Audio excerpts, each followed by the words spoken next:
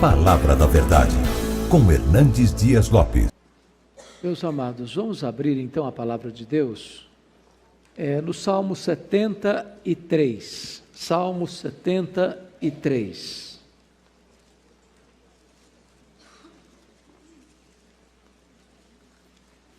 Salmo de Asaf.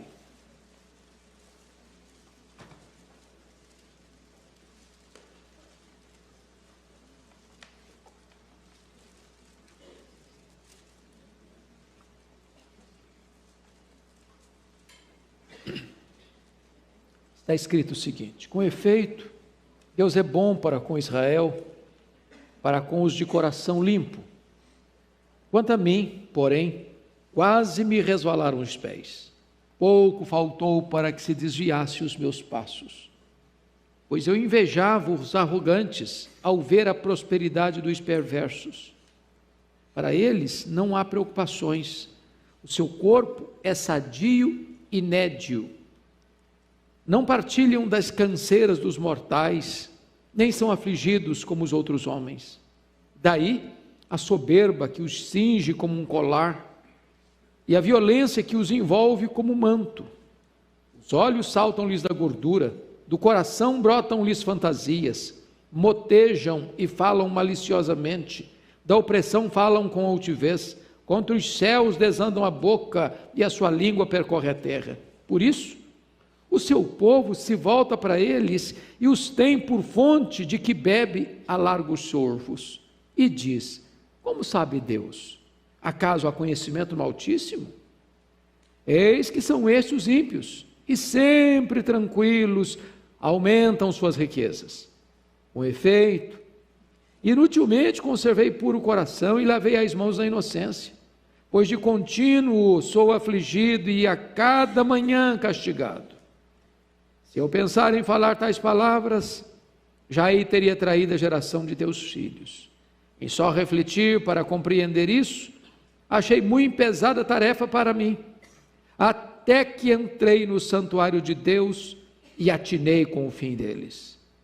Tu certamente os pões em lugares escorregadios e os fazes cair na destruição, como ficam de súbito assolados, totalmente aniquilados de terror. Como ao sonho, quando se acorda, assim, ó Senhor, ao despertares, desprezarás a imagem deles.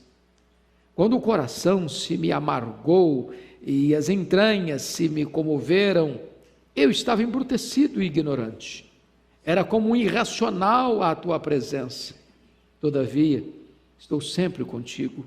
Tu me seguras pela minha mão direita.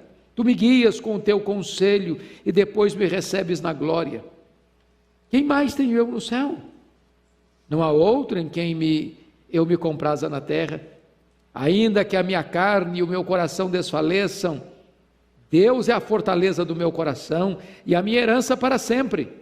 Os que se afastam de ti, eis que perecem. Tu destróis todos os que são infiéis para contigo. Quanto a mim, bom estar junto a Deus.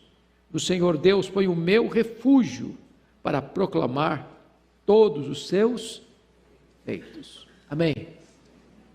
Eu quero meditar com vocês hoje sobre o tema: o crente na janela da tentação. O crente na janela da tentação. Os crentes, por mais piedosos que sejam e por mais conhecimento que tenham, são susceptíveis a serem tentados. E eu tenho certeza que você tem sido tentado. Deus só teve um filho que nunca pecou, seu filho amado, Jesus Cristo, mas nem esse ficou livre de tentação. As maiores tentações, entretanto, não vêm de fora, emanam de dentro. Não vêm das circunstâncias, procedem dos sentimentos. E aqui está um homem de Deus, um homem líder na casa de Deus, um homem afeito aos louvores no culto a Deus, que num dado momento da sua vida, chega a compartilhar conosco: passou um momento de grande perigo. Seus pés quase resvalaram. Ele quase se afasta de Deus, porque ele está olhando pela janela, a janela da tentação, está vendo algumas coisas, não está fazendo uma leitura correta do que está vendo, e ele começa a chegar a conclusões precipitadas, pensando o seguinte: não vale a pena ser crente? Sou uma pessoa séria, sou uma pessoa zelosa, sou uma pessoa piedosa, lavo as mãos na inocência, só levo pancada na cabeça, todo dia. E aí eu olho para o ímpio, meu vizinho, olha a vida dele, tranquila, nem problema de saúde ele tem, o corpo dele já vem bronzeado de berço. Preocupações? Dorme tranquilo sem Lexotan. Ele nem se esforça demais não, os bens dele prosperam. O cara só fala bobagem, mas olha aí, todo mundo incensa esse cara, aplaude, segue, elogia, e eu aqui, levando Deus a sério, estou sendo duramente provado cada manhã. Eu sei que não tem nada a ver isso com você, que você é um crente, mas não tem sido tão provado, né? Então, eu queria que você olhasse comigo esse dilema, que não é novo. Jó tratou desse assunto, Abacuque tratou desse assunto. Como é que eu posso entender que o ímpio, que desanda a boca a falar contra Deus, contra o próximo, é violento, parece que tem uma vida melhor que a minha? E eu que sou crente, vivo situações difíceis. Ou quando você olha para o cenário geral e você vê como é que pode entender que um João Batista está na cadeia e um Herodes está no trono. Que um Paulo vai ser degolado e quem manda degolá-lo é Nero. Que Jesus de Nazaré está sendo julgado e o juiz é Pôncio Pilatos. Como é que você pode entender essa inversão de valores? É isso que está levando esse homem a essa crise. Então, eu queria que com a Bíblia aberta comigo você olhasse, primeiro, o crente na janela da tentação com os pés na estrada escorregadia. E eu chamo a sua atenção para alguns pontos. Primeiro ponto, você está com os pés no lugar escorregadio quando você inveja as pessoas por aquilo que elas têm, sem olhar para o que elas são diante de Deus. Olha comigo os versos 2 e 3. Você pode ler em voz alta comigo? Vamos juntos? Quanto a mim, porém, quase me revelaram aos pés, pouco faltou para que se desviasse os meus passos, pois eu invejava os arrogantes ao ver a prosperidade dos perversos. Então veja você que é crente está aqui, muitos de vocês aqui trabalham penosamente, levantam de madrugada, pegam a condição, às vezes 2, trabalham o dia inteiro, volta para casa já tarde da noite, assim fazendo muito esforço para empatar o jogo, para pagar suas contas, para botar seus filhos na escola, para no mínimo ter um plano de saúde razoável. E quando você dá conta do recado, já é um herói. Aí você olha para a janela e vê seu vizinho que é ímpio, que é perverso, numa canetada só resolve a vida dele financeira. E você fica pensando, meu Deus, para mim o ônus, para ele o bônus. Para mim o rigor da lei, para ele as benesses da lei. Para mim o suor do osso, para ele a prosperidade. Para mim a preocupação, para ele uma vida tranquila. E isso pode levar você, olha o versículo 13, quando ele diz assim, você leu o 13 comigo, vamos juntos?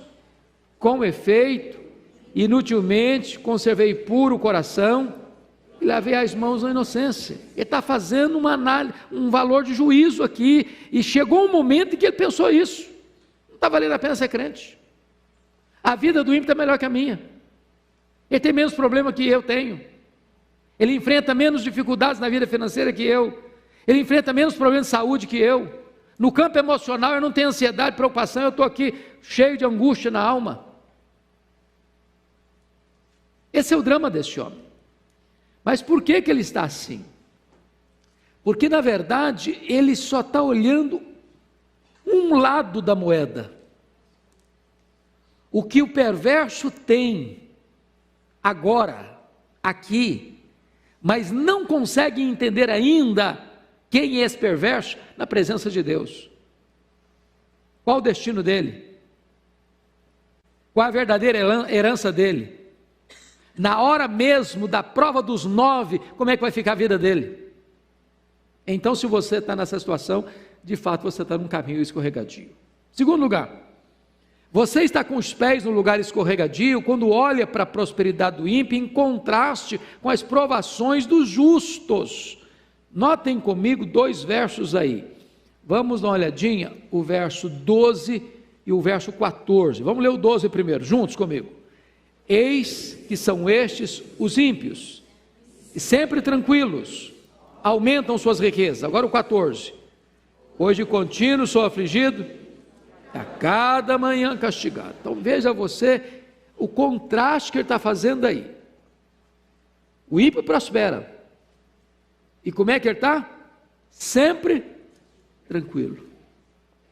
Sempre tranquilo. Enquanto ele está sempre tranquilo, o que está acontecendo? Aumenta as suas riquezas. Quando ele olha isso, quando ele percebe isso, e agora eu vou olhar para ele está olhando para a janela da tentação, ele olha para o ímpio, olha lá, está vendo? Está tranquilo. Enquanto ele está dormindo sossegado, olha, todo dia a conta bancária desse cara engorda, todo dia. Aí ele olha para ele no verso 14, o que ele diz? Pois de contínuo sou o quê? Afligido. Olha você no verso 12, que diz sempre tranquilos, sempre, mas eu de contínuo afligido, e cada manhã, não é amanhã, hoje, daqui um mês, outra manhã não, cada manhã castigado. Preste atenção na ênfase que ele dá, tanto da tranquilidade do perverso que prospera, quanto das lutas e provas que ele, como crente, como piedoso, está enfrentando. Então ele olha a qualidade da sua vida e compara a sua vida com a vida do ímpio e leva-o a uma grande crise, uma grande tentação. Terceiro, confira comigo. Terceiro, você está com os pés num lugar escorregadio quando você olha para a carnalidade do ímpio em contraste com a pureza dos justos. Então confira comigo aí os versos 6 a 10, vale a pena você olhar aí comigo, vamos ver aí, versículo 6, daí, percebe você que daí é o resultado do que ele está dizendo dos versos 4, não há preocupações, o seu corpo é sadio e nédio, a palavra nédio significa bronzeado, não partilha canseiro dos mortais, não são afligidos como os outros homens, daí, então vamos lá, a soberba que os cinge como um colar, soberba e depois vem violência, arrogância, altivez, peito estufado, pavão, é violento, ninguém entra no caminho dele que ele arrebenta a pessoa. Versículo 7, os olhos saltam-lhes da gordura, do coração brotam fantasias. O versículo 7 traz a ideia de viver nababescamente com fanfarronices intérminas. Olha o verso 8, motejam e falam maliciosamente, da opressão falam com altivez, ou seja, a boca desse camarada é um esgoto, ele fala maliciosamente. Agora vejam vocês, da opressão, ele oprime mesmo, ele massacra mesmo, ele leva a vida do outro a se tornar um inferno perto dele mesmo, e ele faz isso, e fala isso com altivez.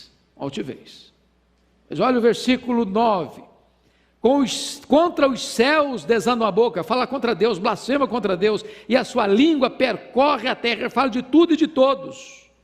Mas olha o verso 10, leia o 10 comigo. Por isso, o seu povo se volta para eles e os tem por fonte de que bebe a largos soros. É o cara, entendeu? Quando ele escreve um artigo, todo mundo lê. Pode ser a coisa mais esdrúxula, pode ser os valores morais mais terríveis, o povo bate palma. Isso aqui que é uma pessoa maravilhosa. Eu não sei se vocês acompanharam os noticiários aí da Feira do Livro do Rio de Janeiro para cá, mas aquilo que as pessoas chamam de retrocesso medieval, as pessoas que discordam dessas loucuras, parece que se você defende hoje os valores simples de família, você é um ET, você é um retrógrado, você está fora de moda. É curioso isso. Um analista político muito conhecido do Brasil disse que chegaria um tempo em que essa questão da relação homoafetiva, lá atrás, às vezes era um negócio que trazia vergonha, acanhamento. Depois passou a ser tolerado. Depois passou a ser incentivado. Ele diz, eu temo que amanhã vai ser obrigatório.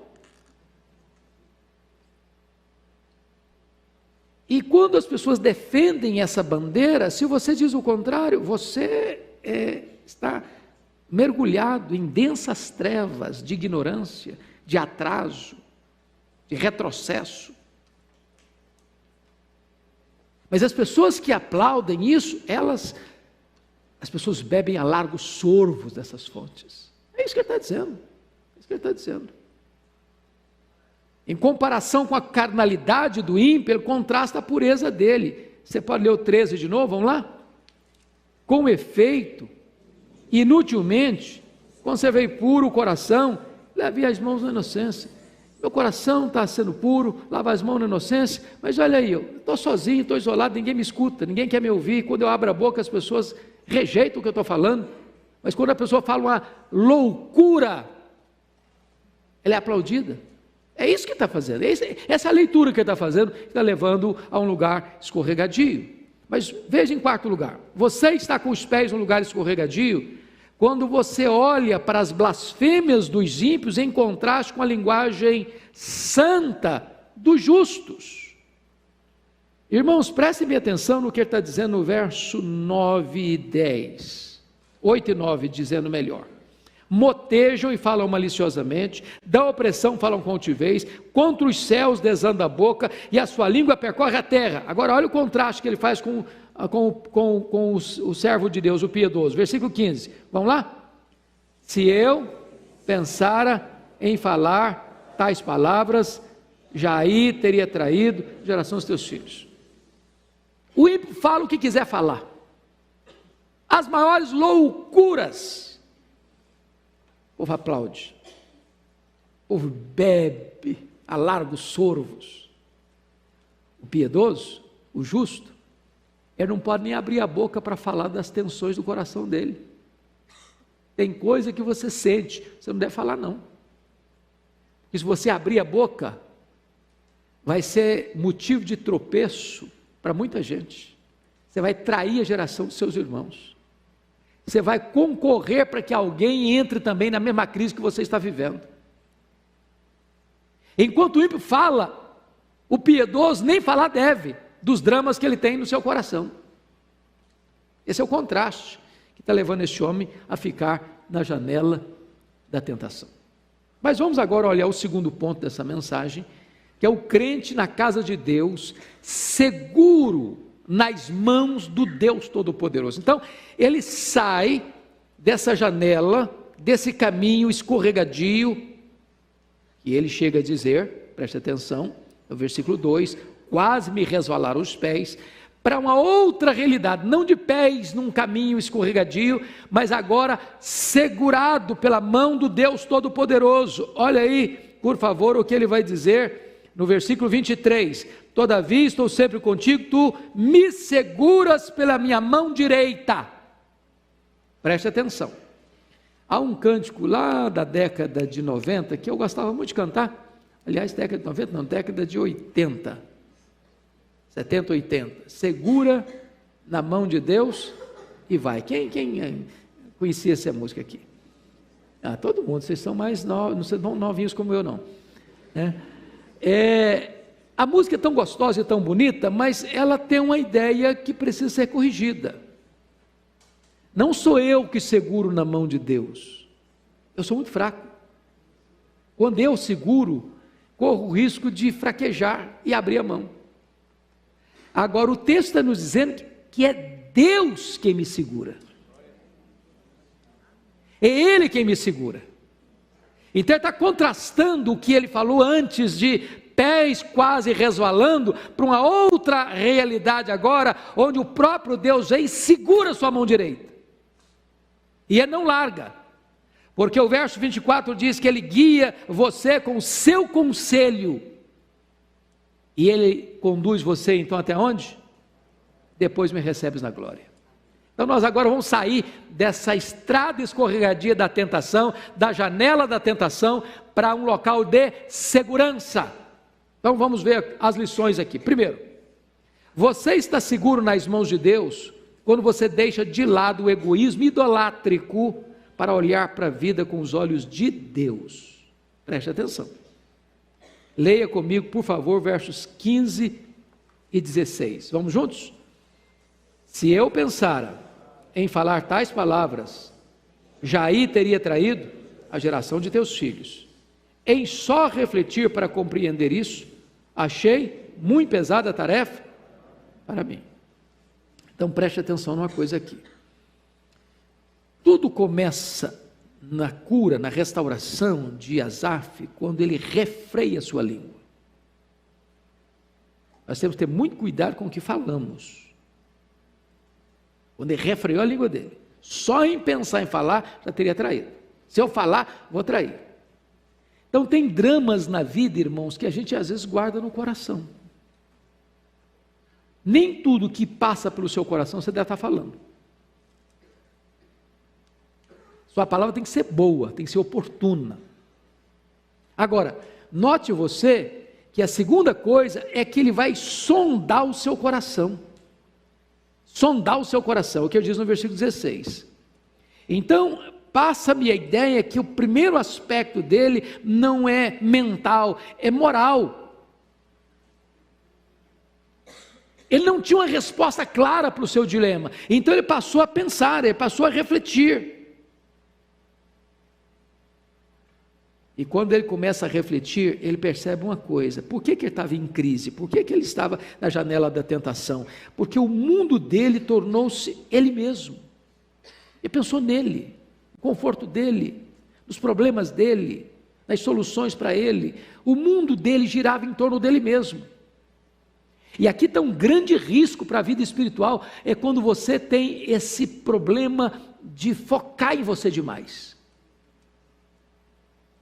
E quando você foca em você, isso chama-se egoísmo, egocentrismo, egolatria. Você então passa a ter um problema sério de autopiedade, quando você não entende que as providências que acontecem com você são favoráveis a você. Segundo ponto, você está seguro nas mãos de Deus quando você entra na casa de Deus para olhar para a vida como Deus a vê. Olha o versículo 17 a 20. Vamos ler comigo? Vamos lá? Até que entrei no santuário de Deus e atinei com o fim deles.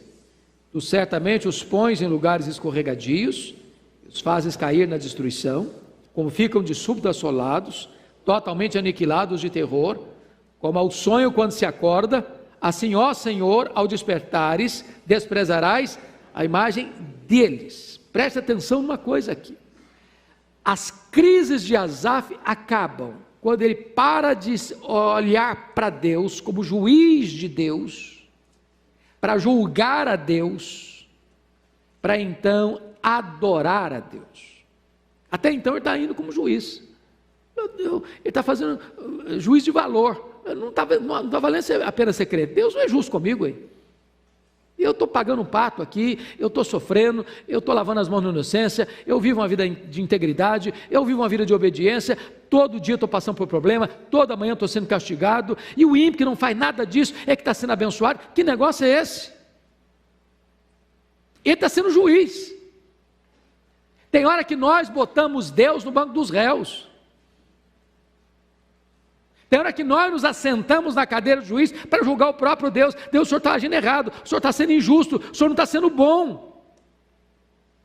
Então, quando ele para de agir como juiz de Deus, para se tornar um adorador de Deus, começa o processo da restauração dele. Agora, veja você que tudo começa quando ele vai para a casa de Deus. Até que entrei, versículo 17, no santuário de Deus. Irmãos, como é importante vir à igreja, sabia? Eu não sei quanto a você. Tem hora, bom, eu sou pastor, né?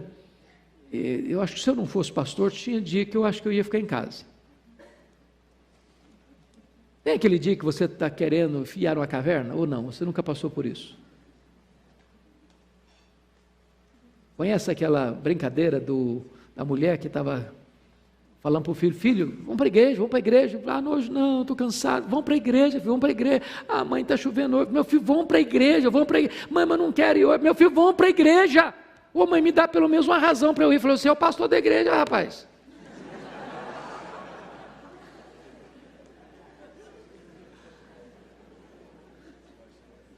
Agora preste atenção, esse homem está em crise, até que ele entra no santuário de Deus. Então você tem que vir para a igreja, com vontade, sem vontade, meio doentinho, dor de cabeça, enxaqueca, preocupado, problema em casa, problema no trabalho. Porque quando você vem para a casa de Deus, é o lugar que você escuta a palavra de Deus, onde você passa a adorar a Deus, onde o nevoeiro das tentações começam a ser dissipadas. Seu pé já deixa de ficar numa casca de banana, e você sente a mão de Deus segurando você. Você passa a ter uma nova cosmovisão, uma nova compreensão das coisas. Então preste atenção, que ele entra na casa de Deus, e tem uma palavra muito importante aí no verso 17, que diz assim, então eu atinei com o fim deles. Veja vocês, amados irmãos, que ele tem uma compreensão, ele encontra Deus, ele encontra com seus irmãos, ele começa a perceber que outras pessoas estão passando pelas mesmas lutas que ele está passando, e aqui tem algo maravilhoso, é que ele passa a entender. A palavra atinei, ele está dizendo, eu compreendi. Porque às vezes as pessoas pensam que culto é uma bênção só quando ele tem um calafrio na espinha. Ele tem uma experiência emocional, hoje o culto foi uma benção, porque eu chorei muito, falei, ok, chorou, tem uma benção sem chorar, mas o que você compreendeu? O que você entendeu?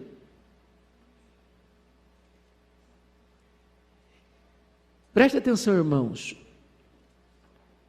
quando você entra na casa de Deus, não é para você esquecer os problemas, é para você entender a natureza deles.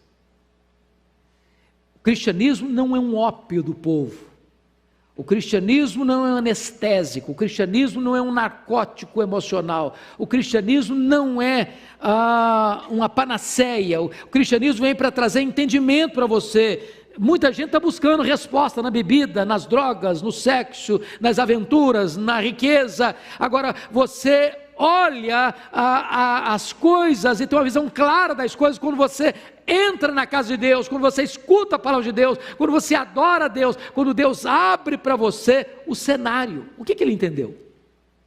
O que ele entendeu quando entrou na casa de Deus? Primeiro, ele teve um entendimento acerca do ímpio, mudou a compreensão dele.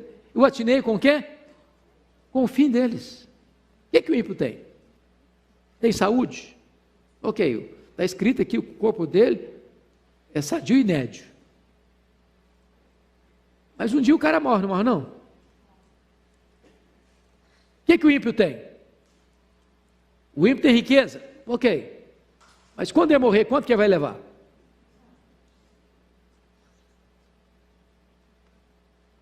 É igual o menino que chegou para o pastor e disse: pastor, quando eu crescer, eu quero ser igual meu avô. Meu avô morreu muito rico. Eu falei: meu filho, então você não devia ser igual ao seu avô não, porque morreu pobre. Ninguém morre rico. Não tem gaveta em caixão. Não tem caminhão de mudança em enterro. Você não leva um centavo. Atinei com o fim deles. Se você olhar só para o glamour, só para o conforto, só para as roupas de grife, só para as festas, para os restaurantes caros, para as viagens caras, para a sensação de beleza da vida, do aqui e do agora, você se encanta. Mas você precisa dar uma olhada para o outro lado, como é que vai ser o fim? Como é que vai ser o desfecho? E ele começa a perceber que o ímpio, ele na verdade, ele não está com essa bola toda não. E agora preste atenção no que ele vai dizer aí. Por favor, note comigo, versículo 18. Você pode ler comigo? Tu certamente os pões em lugares escorregadios, os fazes cair na destruição. Quem é o agente dessa ação aqui? Deus. Ele começa a compreender algo tremendo. É que o ímpio, quando está lá no topo, é o próprio Deus que o bota no lugar alto para ele escorregar. E quando ele escorregar, ele vai cair aonde? Na destruição. Então preste atenção nisso, que Deus exerce o seu juízo até nisso. Para que o ímpio entenda que a destruição dele vai ser repentina. Na linguagem de Daniel 12:2, os ímpios vão despertar para vergonha e horror eterno. E na palavra de Jesus vai ser: apartai-vos de mim, nunca vos conheci. Mas o que ele vai atinar, o que ele vai compreender quando ele entra na casa de Deus? Olha comigo, que ele vai ter uma compreensão de Deus, porque ele chegou a questionar Deus no versículo 13, com efeito inutilmente conservei o coração puro e lavei as mãos da inocência, mas ele vai compreender primeiro o poder de Deus no versículo 18, tu certamente os pões, é Deus quem põe em lugares escorregadios, é Deus quem faz o ímpio cair na destruição. Mas ele vai compreender outra coisa, a justiça de Deus no verso 19, como ficam de súbito assolados, totalmente aniquilados de terror. Como é que vivia o ímpio antes? Preste atenção, como é que ele vivia? Olha aí, versículo de número 6, ele fala com soberba, ele é violento, ele fala mal, ele desanda a boca contra Deus, a língua dele percorre a terra. Ele faz o quê? Ele não teme nada, porque a afronta que ele faz com Deus no versículo 11, e diz: como sabe Deus? Acaso há conhecimento no Altíssimo? Então ele está afrontando Deus, ele zomba de Deus, ele blasfema de Deus, ele fala de Deus, ele zomba da igreja, ele zomba da religião, ele zomba da fé, ele zomba do cristianismo, ele zomba dos valores morais. Mas quando Deus se manifesta, é o que está escrito no versículo 19, como ficam de súbito, rapidamente assolados, totalmente aniquilados de quê? De terror. Então ele tem uma nova compreensão. Mas mais, irmãos, preste atenção, que ele vai ter uma compreensão no versículo 20, que me encanta essa figura. Você pode ler o 20 comigo? Como ao sonho, quando se acorda, assim, ó Senhor, ao despertares, desprezarás a imagem deles. Irmãos, vamos entender isso aqui. Ele está usando uma linguagem antropomórfica para falar do sono de Deus. Eu pergunto a vocês, Deus dorme? Não. Salmo 121, ele não dormita, nem dorme, o guarda de Israel. Mas não é verdade que tem hora que parece que Deus está dormindo? Por exemplo, nem toda vez que uma pessoa faz o mal, ela recebe o castigo do mal que ela fez na hora, certo? Certo. Nem toda pessoa que faz o bem recebe imediatamente a recompensa do bem que ela pratica, certo? Certo. Então sabe o que ele está dizendo? Deus pega o ímpio e dá corda para ele. Dá corda para ele, ele faz o mal, ele fala blasfêmia, ele faz violência, ele zomba, ele escarnece, ele blasfema, ele faz, ele acontece, e parece que está tudo bem. Não tem preocupação, dorme tranquilo, os filhos são tranquilos, a prosperidade vai longe, e está tudo bem com ele, parece que está tudo bem com ele, está blindado, está protegido. Aí na linguagem do salmista é como se Deus estivesse o quê? Dormindo. Só que haverá um momento em que Deus vai acordar. Sabe o que é a linguagem do acordar de Deus? É o dia que Deus puxa a corda. É o Deus que diz: agora vamos acertar as contas.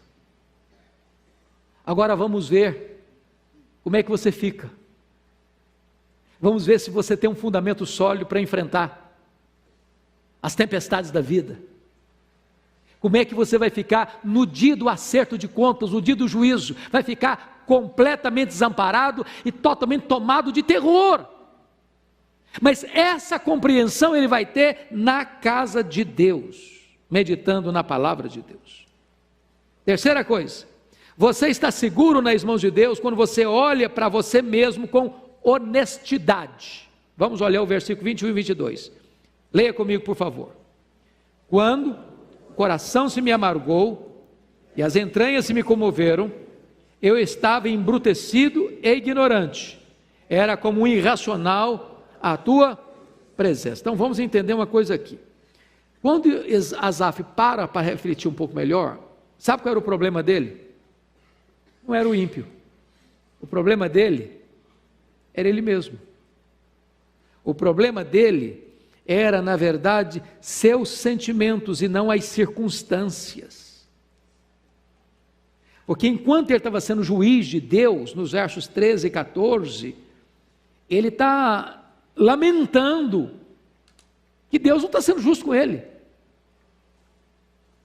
Não vale a pena ser crente. Mas aí, quando ele para fazer uma autoanálise, quando ele examina o seu próprio coração, quando ele para entender as coisas na perspectiva de Deus, é isso que vai confessar aqui nos versos 21 e 22, quando meu coração se me amargou e as entranhas se me comoveram, eu estava embrutecido, era um asnático, ignorante, um irracional à tua presença. Irmãos amados, vamos pensar nisso aqui. Eu acho que muitas vezes nós somos o nosso maior problema. Nós ficamos acariciando o nosso ego. Nós ficamos fazendo cafuné na nossa autoestima. E aí a gente pensa que a gente é o centro do mundo. Aí a gente pensa que Deus tem que ficar trabalhando todo dia assim para atender aos nossos caprichos.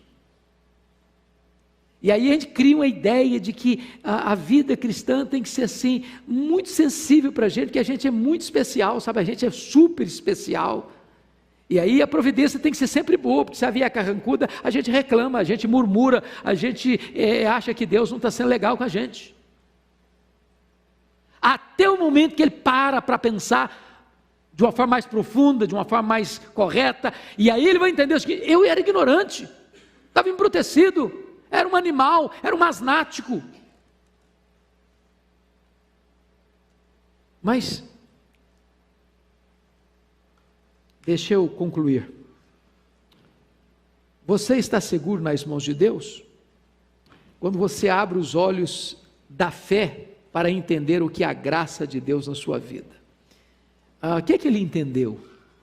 Eu chamo a sua atenção para 4 coisas que ele entendeu. Primeiro, Asaf descobre a graça salvadora de Deus no versículo 23. Olha aí, por favor. Pode ler o 23 comigo? Todavia, estou sempre contigo, tu me seguras pela minha mão direita.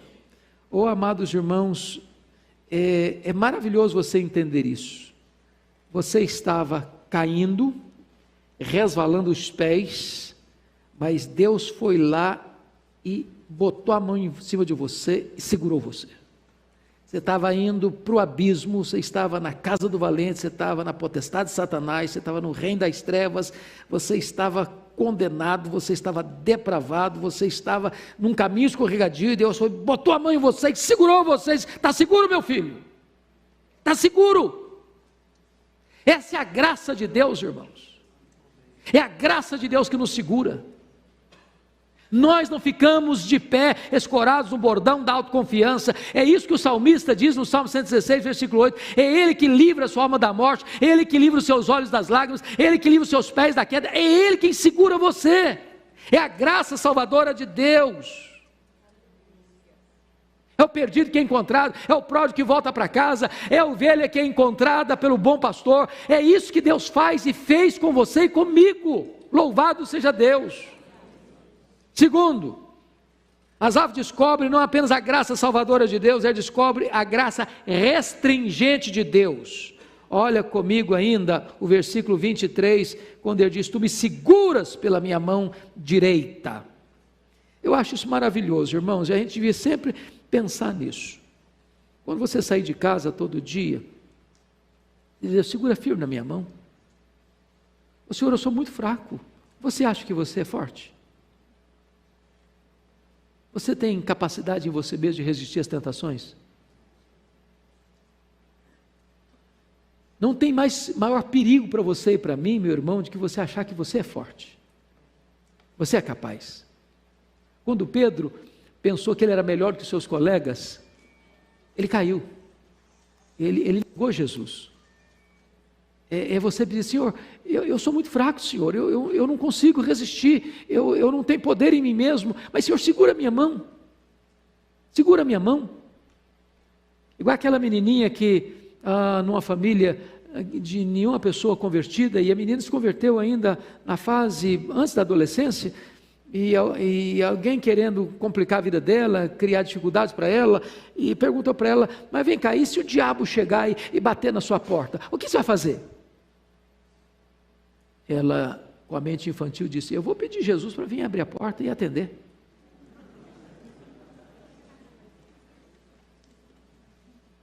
Eu não tenho forças, mas Ele tem. Eu não consigo ficar de pé, mas Ele me segura. Essa é a grande bênção da graça restringidora de Deus. Ele segura a gente, Ele protege a gente. Terceiro, a graça, ele compreende a graça sustentadora de Deus no versículo 24. Você pode, por favor, ler comigo? Tu me guias com o teu conselho e depois me recebes na glória. E eu acho isso maravilhoso, porque guiar, a ideia aí é da dinâmica da vida. Ele me guia com o seu conselho, Ele me guia com a sua instrução, Ele me guia com a sua verdade, Ele me guia com a sua palavra. Você vai tomar uma decisão, é a palavra que orienta. Você vai fazer uma escolha, é a palavra que orienta. Você vai comprar, é a palavra que orienta. Você vai vender, é a palavra que orienta. Você vai sair de férias para sua família, é a palavra que orienta. Você vai escolher uma escola para os seus filhos, é a palavra que vai lhe orientar. Você vai tomar uma decisão de trabalhar aqui, ali ou acolá, é a palavra que vai lhe orientar. Deus vai guiando você com o seu conselho. E depois que você terminar a jornada aqui, dizia, então Ele recebe você na glória. Ele atravessa o val da morte e recebe você na glória. Mas ainda mais, quarto lugar, esta graça também é a graça galardoadora. Olha os versículos 25 e 26. Vamos juntos? Quem mais tenho eu no céu? Não há outro em quem eu me compraza na terra. Ainda que a minha carne e o meu coração desfaleçam, Deus é a fortaleza do meu coração e a minha herança para sempre. Então preste atenção, por que ele estava com os pés quase resvalando? Ele estava com inveja de quê? De que ele estava com inveja? Da prosperidade? Do ímpio. Dinheiro, casa bonita, carro importado. Eu estava em Londres ontem, eu fiquei pasmo de ver uma Ferrari de 2 milhões bordejada de brilhantes. Aí você chega de Fusquinha, Fiat Uno, aí o cara enche os olhos, puxa vida, nem qualquer um consigo ter um troço desse. E aí ele estava com inveja do ímpio, quase resvalando os pés, com dor de cotovelo. Quantos crentes aí lendo Forbes, caras. O cara tem jatinho, tem mansões, tem iates, etc. Mas agora eu começo a entender outra coisa. O que eu começo a entender? Eu começo a entender quem mais tem eu no céu. Não há outra em que eu me compraza na terra. Sabe qual é a herança dele? A riqueza dele? É o próprio Deus. Você tem Deus, você tem tudo. Você tem o dono, você tem tudo que é do dono. Você é herdeiro dele, você é co-herdeiro com Cristo. Lá no céu você tem uma grande herança. Sabe qual a maior herança que você tem no céu? É o próprio Deus. Aqui na terra, sabe qual é o maior deleite da sua vida? É ter comunhão com Deus. E ele vai dizer no verso 26 assim: ainda que a minha carne e meu coração desfaleçam, eu passe luto, eu fique doente, eu passo problema financeiro, eu enfrento dificuldade na vida, ele está dizendo: Deus é a fortaleza do meu coração, e o que mais? A minha herança para sempre. É compreensão, irmãos, é entendimento espiritual, é fazer a leitura da vida com os óculos de Deus, com as lentes de Deus, com a perspectiva de Deus. Mas eu concluo, levando você para os versos 27 e 28, porque o mesmo Asaf que estava sentindo inveja da prosperidade do ímpio, faz um contraste agora entre o ímpio e ele.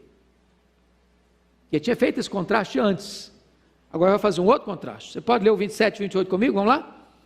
Os que se afastam de ti, eles perecem. Tu destróis todos os que são infiéis para contigo. Quanto a mim, bom é estar junto a Deus. No Senhor Deus põe o meu refúgio para proclamar todos os seus feitos. Lá atrás, ele havia dito no verso 15 assim: se eu pensar em falar tais palavras, já aí teria traído a geração dos teus filhos. Se o seu coração está cogitando coisa ruim, não abra a boca não. Não faça da sua língua um laço para as pessoas. Mas se você tem uma boa compreensão das coisas de Deus, verso 28, você podia fazer outra coisa. Quanto a mim, bom é estar junto a Deus, no Senhor pôr o meu refúgio, para fazer o quê? Para proclamar todos os seus feitos. Agora, em vez de você ser um embaixador do pessimismo, da incredulidade, da dúvida, do ceticismo, do julgamento de Deus, botar Deus no banco dos réus, agora que você teve a sua mente esclarecida pela verdade, e você teve uma visão plena do que vai ser a cena do juízo, e você tem Deus como herança, você tem Deus como refúgio, você tem Deus no céu como a sua maior riqueza, e você tem Deus na terra como o seu maior deleite, agora então você deve abrir a boca e proclamar os grandes feitos de Deus. Asaf começa pelo fim. Dr. Mark Lloyd Jones, quando fez uma exposição desse texto, disse que o verso 1 é a conclusão do salmo. Eu convido você para ficar em pé, e nós vamos ler o verso 1, a uma só voz, porque o verso 1 é a conclusão do pensamento deste homem. Vamos juntos? O primeiro? Com efeito, Deus é bom para com Israel, para com os de coração limpo. Com efeito, Deus é bom para com Israel. Deus é bom com a igreja. Deus é bom com a sua família. Deus é bom com você. Vamos orar. Receba a nossa gratidão, Deus, pelo privilégio de nos reunirmos nesta noite em Tua casa, para estudarmos a Tua palavra. Ela é a verdade, ela é preciosa, ela é rica, ela é para nós pão para a nossa fome, ela é água para a nossa sede, ela é mel para os nossos lábios, ela é mais preciosa do que muito ouro depurado. Louvado seja o Teu nome. Ajuda-nos a compreender a Tua palavra, ajuda-nos, Deus, a nunca nos afastarmos da Tua casa, mas na Tua casa encontrarmos o entendimento que emana das Escrituras, para entendermos quem és Tu, quem somos nós, quem são os ímpios, e assim nos deleitarmos em Ti, e vivermos para o louvor da Tua glória. Ajuda-nos a viver de modo digno da nossa gloriosa vocação, ajuda-nos a proclamar as Suas virtudes, ó Deus, e a viver de tal maneira na tua presença que tu sejas o maior prazer e deleite da nossa vida. Em nome de Jesus. Amém.